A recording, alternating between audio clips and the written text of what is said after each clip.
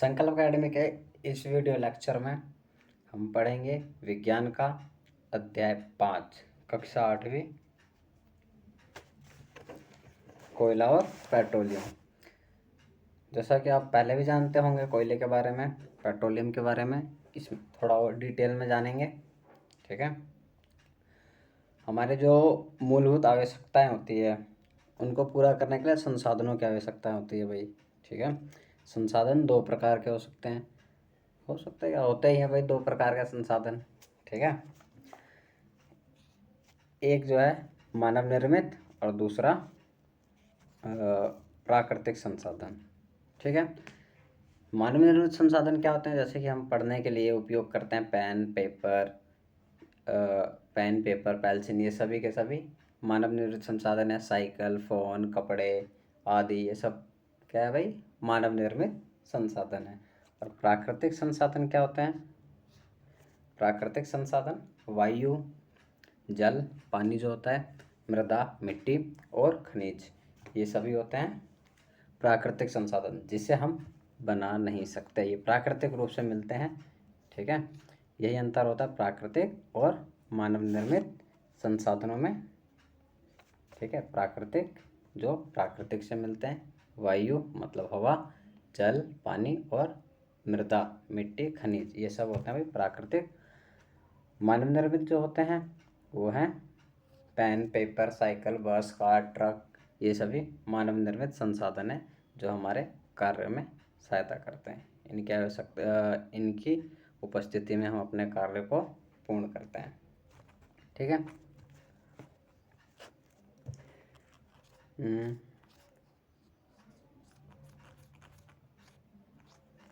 अब देखो भाई, संसाधन जो है प्राकृतिक संसाधन है, उनको दो हिस्सों में बांट लिया गया है। ठीक है, प्राकृतिक संसाधनों का वर्गीकरण कर दिया गया भाई दो हिस्सों में। अब दो हिस्सों में वर्गीकृत किया गया भाई इनके नेचर के ऊपर। जैसे कि भाई एक है भाई अक्षय प्राकृतिक संसाधन। देखो, ये वह संसाधन है जो कभी खत्म नहीं होंगे धरती पे, इनका कितना भी उपयोग कर लो ये समाप्त नहीं होंगे। ठीक है, इसमें क्या है, जैसे सूर्य का प्रकाश, कितने भी सूर्य का प्रकाश का उपयोग करके तुम कितने भी बिजली बना सकते हो। सोलर पैनल से, सोलर कुकर से खाना पका सकते हो। ठीक है, सोलर कुकर का उपयोग कर सकते हैं। सूर्य का प्रकाश कभी भी समाप्त नहीं होगा। और दूसरा हवा, वायु पवन चक्की से हम बिजली बनाते हैं। ठीक है, वायु का यूज कर सकते हैं हम, और ये कभी ख़त्म नहीं होगा। ये संसाधन कभी भी धरती पर से ख़त्म नहीं होंगे। ठीक है, ये जो होते हैं अक्षय प्राकृतिक संसाधन। ठीक है, जो प्राकृतिक में मिलते हैं हमें, और ये कभी भी समाप्त नहीं होंगे।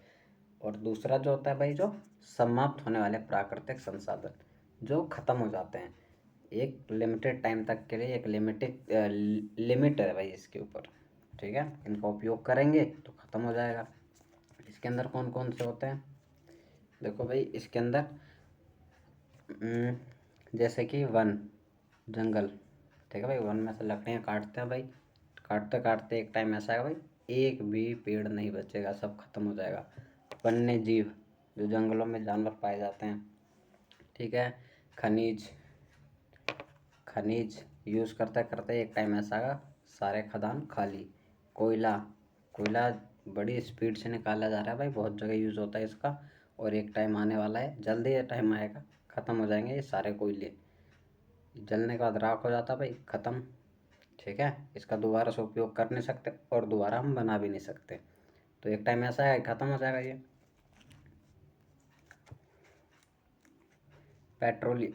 पेट्रोलियम प्राकृतिक गैस। ठीक है, पेट्रोलियम प्राकृतिक गैस, ये सब अभी आगे और अच्छे से जानेंगे। ये पेट्रोल, डीजल, ये सब होते हैं, ये होते हैं ये जैसे गाड़ी में डलवाते हैं भाई। ठीक है, एक टाइम आता है ना भाई, कुछ किलोमीटर चलाते हैं गाड़ी को, उसके बाद ये ख़त्म हो जाता है। उसी तरीके से धरती पर भी एक लिमिटेड है ये, एक टाइम ऐसा आएगा कि ये ख़त्म हो जाएगा, इसकी एक एक बूंद तक ख़त्म हो जाएगी धरती के ऊपर से। प्राकृतिक गैस सीएनजी होती है, एलपीजी होती है जो घरों में यूज़ करते हैं। सिलेंडर होता है ना, खाली हो जाता है, ख़त्म हो जाता है, उसी तरीके से इसका यूज़ करते करते एक टाइम आएगा ऐसा कि सारे ख़त्म हो जाएंगे। इनका विकल्प ढूंढना पड़ेगा हमें, इनकी जगह पे हम कोई और दूसरा कुछ संसाधन यूज करें। ठीक है।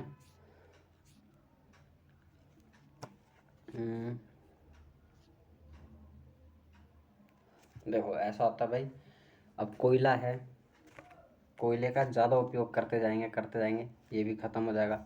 अगले आने वाली पीढ़ी, जो हमारे बाद अगली पीढ़ी आएगी, उसको हो सकता है ना भी मिले, या तो कम मात्रा में मिले या तो ना भी मिले। और पेट्रोलियम, उसका भी उसी तरीके से, इसका तो और तेज़ी से उपयोग किया जा रहा है, पेट्रोलियम प्राकृतिक गैस का। ठीक है, वाहन इतने सारे हैं, गाड़ी इतनी सारी है भाई, जिसका मर्जी जितना बड़ी, जिसके पास जितना पैसा उतना वो पेट्रोल फूक देता है भाई।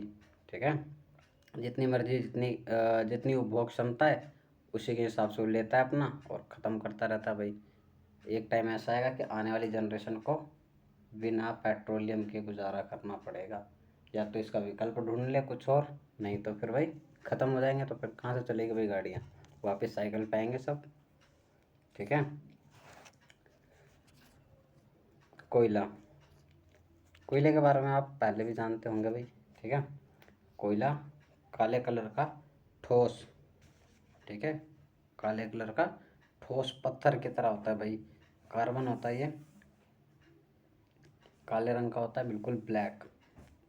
इसको जलाने से बहुत ऊष्मा निकलती है। इस ऊष्मा का उपयोग, पहले भाप का इंजन होता था, ठीक है, रेल में भाप का इंजन होता था, उसमें यूज़ किया जाता था, कोयले को जलाया जाता था, उससे भाप तैयार की जाती थी, स्टीम, और उससे गाड़ी चलाई जाती थी, ट्रेन।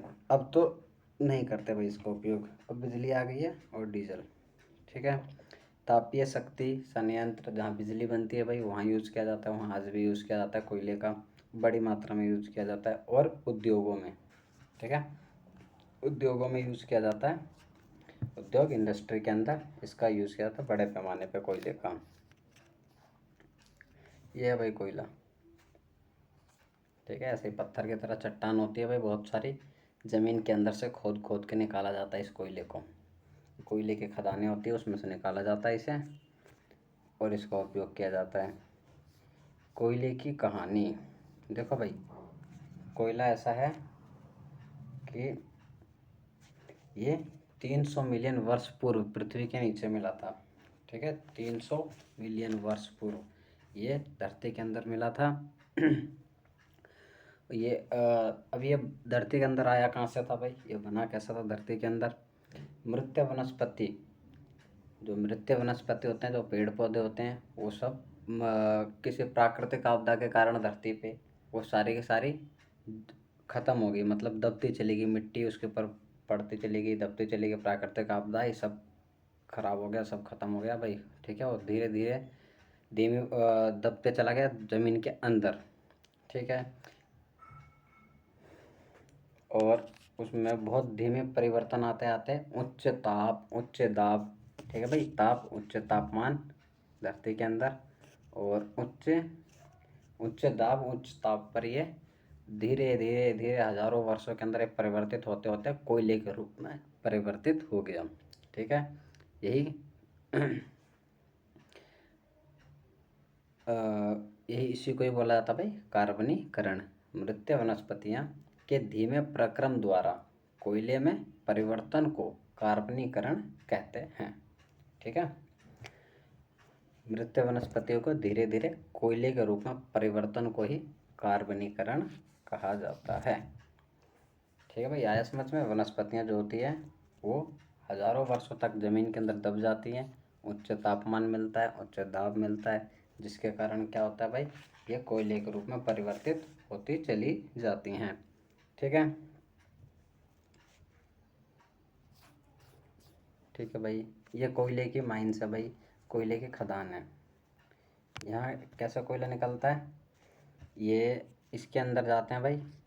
ठीक है, और अंदर से कोयला खोदा जाता है, ट्रॉली में भरा जाता है, ऊपर आता है, फिर गाड़ियों में लोड किया जाता है, फिर यहाँ से निकाला जाता है भाई। अंदर से खोद के निकाला जाता है, जैसे मिट्टी खोद के निकाली जाती है वैसे ही निकाला जाता है भाई। बहुत स्ट्रॉन्ग होता है भाई, बहुत एनर्जी लगती है निकालने में इसे। अब भाई देखो, कोयला जो है, कोई देखो कोयले जो है उद्योगों में इसका उपयोग किया जाता है भाई, ठीक है। और इसी से बनता है भाई कोक, कोलतार और कोयला गैस। इसी से ही, इसी कोयले से बनते हैं भाई, इन्हीं में ही से ही मिलता है भाई हमें, इन्हीं खदानों से ही कोक, कोलतार और कोयला गैस, ठीक है। एक विशेष प्रक्रम होता है, उस प्रोसेस के बाद हमें कोक, कोलतार और कोयला, ये भी कार्बन के ही अपरूप होते हैं भाई। देखो कोक क्या होता है, सबसे पहले कोक, कोक कठोर, कोक जो है भाई कठोर होता है, सरंध्र और काला पदार्थ है भाई, ठीक है, बिल्कुल ब्लैक है भाई, ठीक है, क्योंकि कोयले से निकल रहा है इसलिए ये क्या है भाई, ब्लैक है। और कार्बन का ये प्योर फॉर्म होती है भाई, ये कार्बन की प्योर फॉर्म होती है, शुद्ध रूप होता है भाई कार्बन का, ठीक है। इसका इस्पात उद्योग में उपयोग किया जाता है भाई, इस्पात उद्योग, इंडस्ट्री के अंदर इसका यूज़ किया जाता है कोक का। इसके बाद आता है भाई कोल तार, कोल तार, ये रहा भाई लिक्विड की तरह कोल तार, ठीक है। कोल तार बहुत, इसमें से अप्रिय गंध आती है भाई, स्मेल आती है, बहुत अजीब सी स्मेल आती है इसमें। और ये लगभग 200 पदार्थों का मिश्रण होता है इसके अंदर, करीब करीब 200 ऐसे पदार्थ मिक्स होते हैं भाई, तब जाके ये तैयार होता है। ये भी कोयले में से ही निकलता है, कोयले की खदान से ही। इसका उपयोग किया जाता है भाई संश्लेषित रंग, औषधि विस्फोटक, सुगंध, प्लास्टिक, पेंट, छत निर्माण सामग्री में, ठीक है भाई। इसका उपयोग भी काफ़ी जगह पे किया जाता है भाई, हमारा ये भी सब संसाधन है, इन सब का यूज़ किया जाता है भाई, ठीक है। विस्फोटक ये सब है भाई, ये सारा उद्योगों के निर्माण, ठीक है भाई, औषधि, प्लास्टिक, इन सब में यूज़ किया जाता है भाई, पेंट में, छत निर्माण में, इन सभी में कोल तार का यूज़ किया जाता है।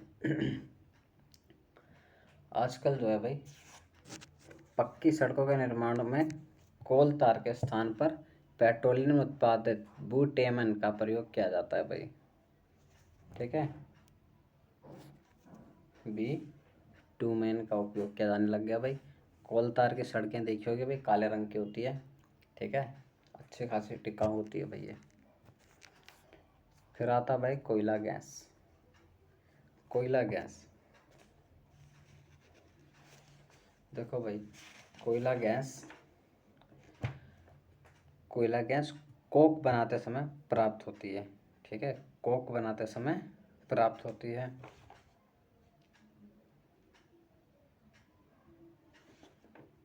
ठीक है भाई, कोक बनाते समय एक चीज़ रह गया भाई,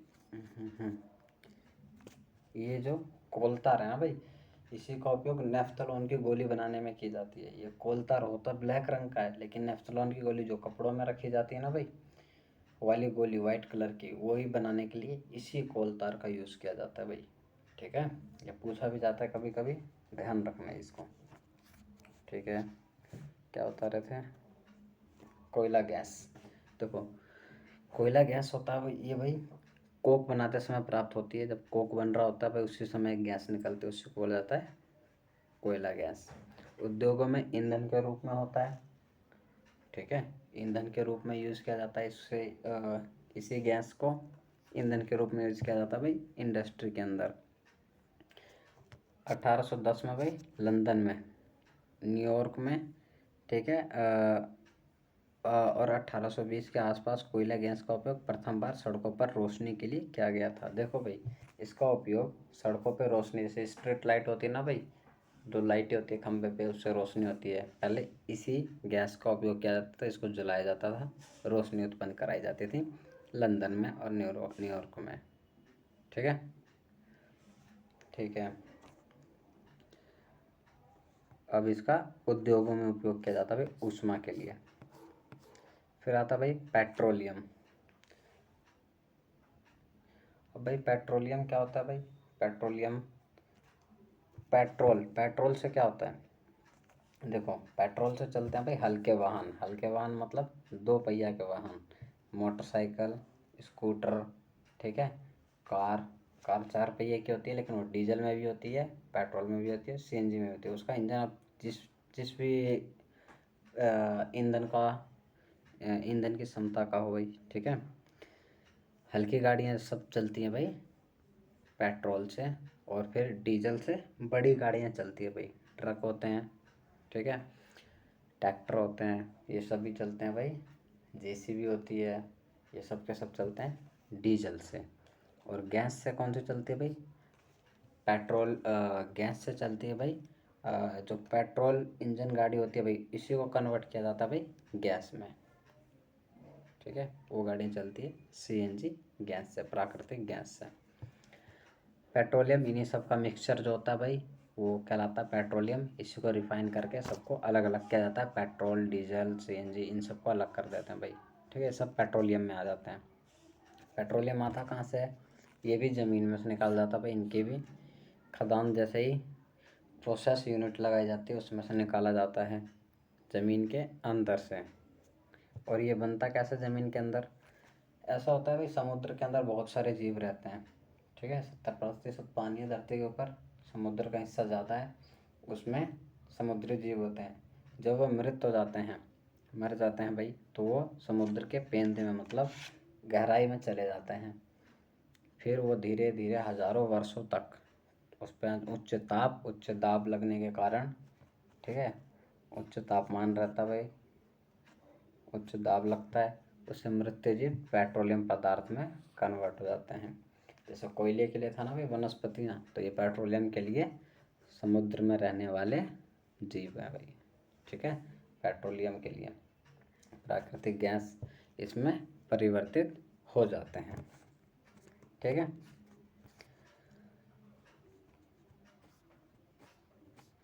पेट्रोलियम का परिष्करण, देखो भाई, पेट्रोलियम का परिष्करण। पेट्रोलियम गहरे रंग का तेलीय द्रव्य है। इसकी गंध अप्रिय, अप्रिय का मतलब अजीब सी स्मेल आती है भाई, बेकार लगती है इसकी स्मेल, अप्रिय है।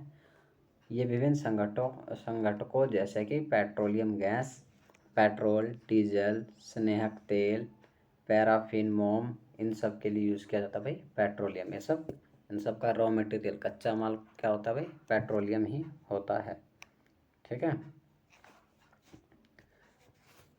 इसके बाद ये इसको समझो भाई। ये देखो, ये दर्शाता है भाई, सबसे ऊपर क्या है? गैस, उसके नीचे तेल, सबसे नीचे जल, ठीक है। ये एक चट्टान है, इस चट्टान के अंदर ये चीज़ विद्यमान है। सबसे ऊपर गैस क्यों है? गैस क्योंकि हल्की होती है, ठीक है। उसके बाद तेल, उससे थोड़ा सा भारी, और सबसे भारी होता है पानी, इसीलिए पानी नीचे होता है, पानी के ऊपर तेल जो होता है तैरता है, ठीक है। और ये दो हैं, ये दोनों कुएं बनाए हुए हैं भाई, ये एक ये और एक ये, ठीक है। इसमें से क्या निकलेगी? इसमें से गैस निकलेगी बाहर, और इसमें से निकलेगा भाई बाहर तेल, ठीक है। सबसे नीचे क्या है भाई? पानी। आया भाई समझ में? इस तरीके से इसके अलग अलग प्लांट्स लगाए जाते हैं, गैस को, तेल को निकाला जाता है, पेट्रोलियम निकलता है, फिर उसके बाद रिफाइन किया जाता है अलग अलग, ठीक है।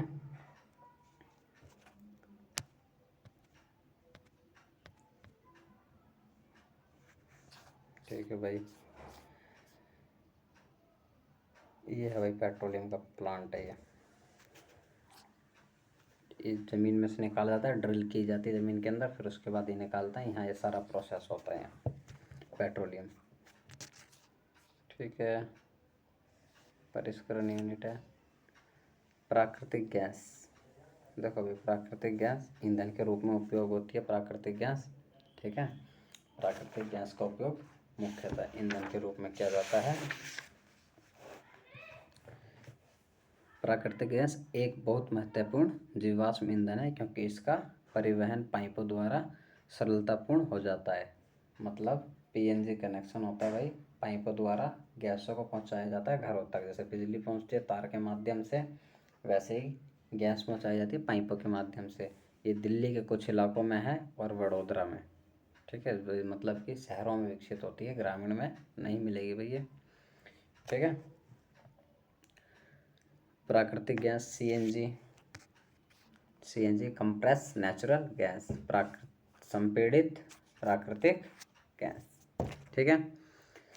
सीएनजी का उपयोग होता है भाई वाहनों में, गाड़ियों में किया जाता है, और इसका उपयोग इसीलिए ज़रूरी हो जाता है भाई क्योंकि ये एक कम प्रदूषण करती है भाई, डीजल के मुकाबले ये कम प्रदूषित करती है। इसीलिए दिल्ली, मुंबई, इन शहरों में ज़्यादा वाहन, जो बड़े भी वाहन होंगे वो भी सीएनजी के ही मिलेंगे। पेट्रोलियम के संघटक उपयोग भाई, इनके उपयोग LPG gas, liquid petroleum gas, इसका उपयोग तो भाई घरों में ईंधनों के रूप में किया जाता है, पेट्रोल का गाड़ियों के अंदर। ठीक है भाई। मिट्टी का तेल, लैंप, जेट, वायुयान होता है ना जो हवा में उड़ते हैं भाई, उसका ईंधन होता है मिट्टी का तेल, कैरोसिन। डीजल भाई ये जनरेटर में, ट्यूबवेल में डीजल इंजन होता है भाई, ट्यूबवेल में। ठीक है। बड़ी गाड़ियों में यूज़ किया जाता है। स्नेहक तेल, स्नेहन, मोम बनाने में, पेंट एवं सड़क निर्माण में, बिटुमेन। ठीक है। इन सब का उपयोग है भाई। कुछ प्राकृतिक संसाधन सीमित हैं। ठीक है भाई, सीमित हैं, ये ख़त्म हो जाएंगे आज नहीं तो कल, एक निश्चित समय के बाद, समय अवधि के बाद ये ख़त्म हो जाएंगे। जिस तरीके से उपयोग किया जा रहा है, इसका उपयोग आवश्यकता होने पर ही करना चाहिए, नहीं तो अगली आने वाली पीढ़ी को नहीं मिलेगा बस, और क्या होगा भाई। ठीक है। सब खत्म हो जाएगा धरती पर से। प्राकृतिक संसाधन जो खत्म होंगे भाई, जीवाश्म ईंधन वही ईंधन होते हैं भाई जो जीवों से बनते हैं, जैसे वनस्पतियों से या समुद्री जीव से, जो जीव से बनते हैं उसे बोलते हैं जीवाश्म ईंधन। ये सभी समाप्त हो जाएंगे, एक टाइम ऐसा आएगा कि सब खत्म, नहीं मिलेगा भाई ये। ठीक है। और इन सब के उपयोग से वातावरण में प्रदूषण आता है, परिवर्तन आ जाता है वातावरण के अंदर। ये सब जलाया जाता है भाई, तो उससे कार्बन डाइऑक्साइड गैस निकलती है, और ये गैस सूरज से आने वाली ऊष्मा को, गर्मी को सोख लेती है और रोक लेती है, यहीं पे जाने नहीं देती भाई वापस। तो धरती का तापमान बढ़ रहा है, ग्लोबल वार्मिंग हो रही है भाई। धरती का तापमान बढ़ेगा तो भाई जो नॉर्थ साउथ पोल पे बर्फ़ है ना, वो सारी पिघल जाएंगी। अब भाई इससे बचाव क्या है भाई, भारत में पेट्रोलियम संरक्षण अनुसंधान संघ PCRA लोगों को सलाह देती है कि गाड़ी चलाते समय किस प्रकार पेट्रोल डीजल बचाएं। देखो भाई कैसे बचा सकते हैं भाई, कि जहाँ संभव हो वहीं देखो भाई, पहला तो है भाई गाड़ी का उपयोग कम से कम पहले पब्लिक ट्रांसपोर्ट यूज़ करना चाहिए भाई, बस यूज़ करनी चाहिए। ठीक है। ट्रेन, मेट्रो ये यूज़ करनी चाहिए भाई। ठीक है। अब भाई जो गाड़ियाँ होती हैं उसको एक नियमित स्पीड में चलानी चाहिए, नियमित चाल में। ये नहीं है कि भाई बहुत स्पीड में चला रहे हो तो पेट्रोल कम लगेगा, उसमें और ज़्यादा पेट्रोल लगता है। ठीक है। उससे ज़्यादा धुआं भी होगा और ज़्यादा ही ईंधन की खपत होगी। अब भाई रेड लाइट पे अधिकतम गाड़ी के इंजन चालू ही रहते हैं, जिससे क्या होता है भाई, कार्बन ज़्यादा उत्सर्जित होता है, पेट्रोल जलता रहता है भाई, सीएनजी, पेट्रोल, डीजल सब जलता ही रहता है भाई। उससे तो एक तो पेट्रोल भी ख़त्म होगा और प्रदूषण भी बढ़ेगा। तो रेड लाइट पे गाड़ी को बंद कर देना चाहिए, और टायरों का दाब सही रखना चाहिए। टायरों का दाब का मतलब टायरों में हवा जो होती है, एयर जो होती है भाई, वो जितना सुझाव दिया जाता है, ठीक है, जितने भी उस गाड़ी की एजेंसी द्वारा बताया जाता है भाई कितना दाब रखना चाहिए, टायरों में उतना ही रखना चाहिए भाई। ठीक है। और गाड़ियों का रख रखाव अच्छा होना चाहिए, टाइम टाइम पे उसका मैकेनिक के पास ले जाना चाहिए, सर्विस करवाते रहनी चाहिए गाड़ी में। ठीक है। ताकि वो ईंधन का ज़्यादा खपत ना करे, प्रदूषण ना हो। ठीक है। क्या भाई हम ये पेट्रोलियम को प्रयोगशाला में नहीं बना सकते भाई, ये सब एक लैब के अंदर तैयार नहीं कर सकते? तो भाई लैब में तैयार करना नामुमकिन है भाई ये। ठीक है। क्योंकि इसमें लगता है हज़ारों सालों का प्रोसेस है, हज़ारों साल, तो लैब में 1000 साल तक कैसे भाई सस्टेन कैसे करेंगे ये, और उतना प्रेशर भी नहीं लग पाएगा, और बहुत धीमी प्रक्रिया होती है ये पेट्रोल डीजल बनना, बहुत धीरे धीरे बनता है, ख़त्म तेज़ी से होता है। ठीक है, यूज़ करोगे तो तेज़ी से होगा, लेकिन जब ये बनेगा तो बहुत स्लोली स्लोली भाई। ठीक है, ये इसके कुछ शॉर्ट पॉइंट है, इसे भी पढ़ लेना। अब भाई इसमें भाई बता दिया है, कुछ रह गया होगा, कुछ समझ नहीं आया होगा तो कमेंट कर देना, समझा दिया जाएगा। एक बार पढ़ना इस चैप्टर को, आएगा भाई समझ में। ठीक है, चलो फिर मिलते हैं अगले लेक्चर में फिर।